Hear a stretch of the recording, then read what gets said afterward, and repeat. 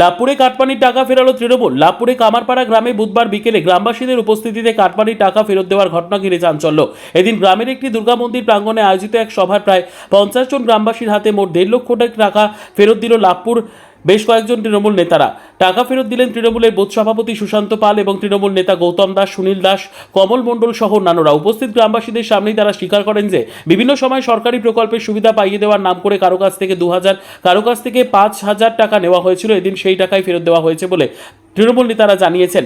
অভিযোগ, গ্রামের বাসিন্দা তরুণ কর্মকারের কাছ থেকে আবাস যোজনার ঘর পাইয়ে দেওয়ার প্রতিশ্রুতি দিয়ে তৃণমূল নেতা গৌতম দাস 25,000 টাকা নিয়েছিলেন। এদিন সেই টাকাও তরুণ কর্মকারকে ফিরিয়ে দেওয়া হয়েছে।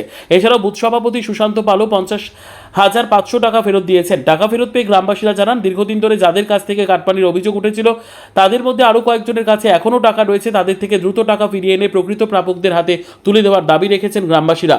লাভপুর থেকে অনুকূল গড়াইয়ের report, crime press Bengal news.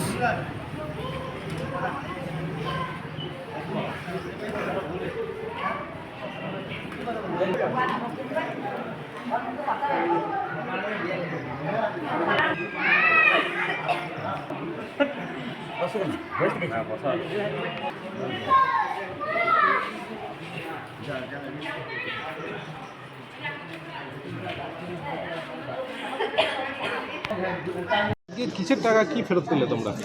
আমাদের ঘর করার জন্য যে টাকা দিয়েছিল সেখান থেকে 2000 টাকা নিয়েছিল তৃণমূল পার্টির নেতা সুশান্ত পাল। তো সেই টাকায় আজকে এই বিজেপি পার্টির দরুন ফেরত দিল 2000 টাকা।